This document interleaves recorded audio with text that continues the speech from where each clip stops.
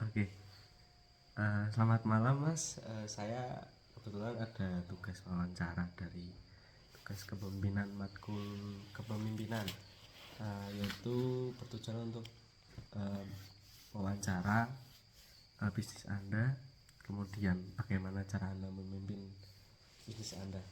Eh, Pertama-tama mungkin perkenalan dulu dari Masnya. Iya, nama saya Andri. Oh, iya.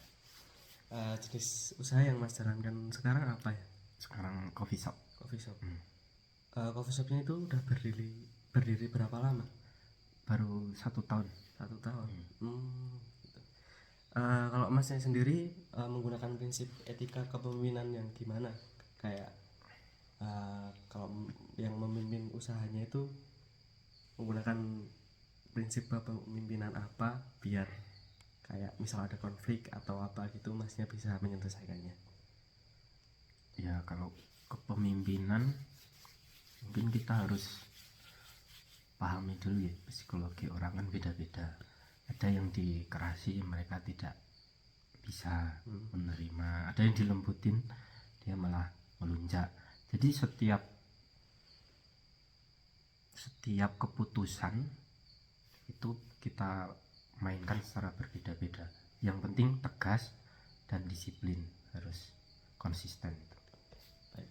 Kemudian bagaimana cara Anda menangani konflik yang terjadi, kayak misalnya karyawan Anda kayak telat masuk kerja atau ada berbagai eh, lebih tepatnya kurang konsisten atau ada masalah dalam pekerjaan Mas Andri sendiri, kemudian strategi yang tepat untuk menangani karyawan itu bagaimana?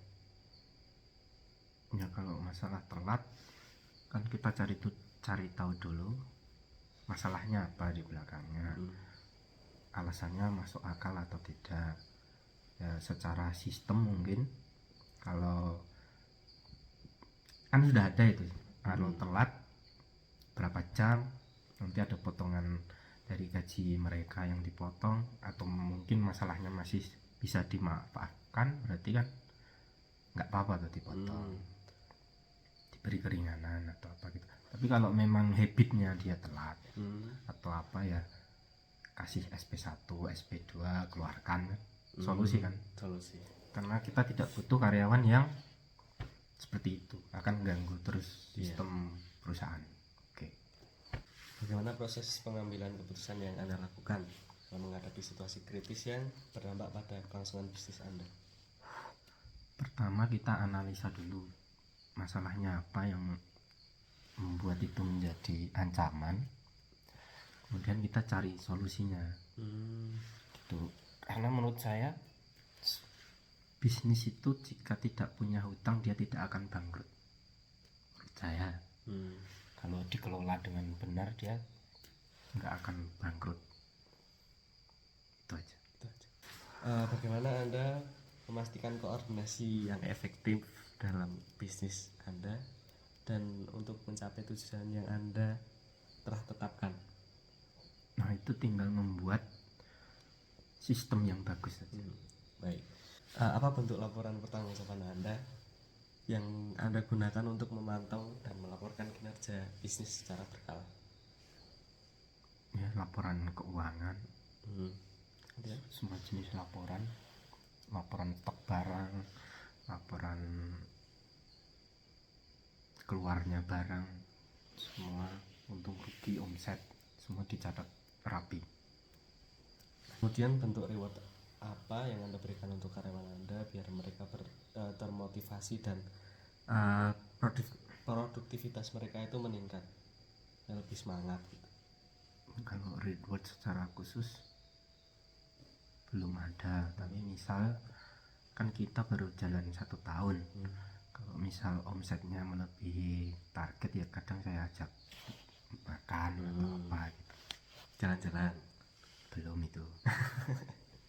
Untuk selanjutnya bagaimana Anda menangani kesalahan atau pelanggaran yang terjadi di bisnis Anda, dan kemudian apa dampak hukuman terhadap kinerja tim serta secara tim keseluruhan? Ya, kita cari tahu dulu kesalahan dan pelanggarannya apa. Kalau udah ada kan, entah itu masalah berat atau ringan, kita identifikasi dulu. Jika itu merugikan, ya harus kita hukum yang berat. Contoh hukuman berat untuk karyawan ya harus dikeluarkan. Kalau yang ringan mungkin potong gaji atau Ya bisa itu. bagaimana Anda menciptakan visi dan misi yang baik untuk menginspirasi tim atau lebih tepatnya karyawan agar bekerja sama dengan baik mencapai tujuan bisnis Anda? Oh ya, menurut saya visi dan misi tidak ada. Karena dalam bisnis itu tujuan utama saya cuma satu, uang. Iya benar. Karena cuma uang, nggak ada pikiran lain. Maka untuk membangun tim yang bagus, saya kira mereka juga tidak butuh inspirasi, penuhi saja hak mereka.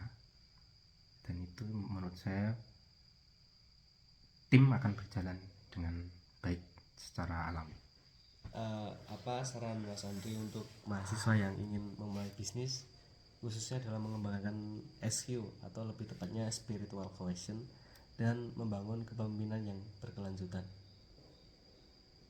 Ya untuk mahasiswa ya pesan, yang penting bisnis itu bukan dicari apa idenya, bukan dicari modalnya apa, berapa, cari modal di mana, bukan. Tapi bisnis yang baik itu adalah bisnis yang dilakukan apapun itu. Banyak sekarang bisnis yang tidak pakai modal. Menurut saya Berarti harus berani mencoba gitu ya Mas? ya, mencoba dan gagal, coba lagi gitu. Sampai menemukan passionnya di mana. Maksudnya karena nggak setiap orang itu sebenarnya nggak cocok buat bisnis. Kalau dia gagal satu kali nggak coba lagi, dia nggak akan tahu. Iya. Menyerah gitu. Oke, begitu aja Mas Andri. Untuk pertanyaannya udah cukup. Terima kasih atas waktunya. Wassalamualaikum warahmatullahi wabarakatuh.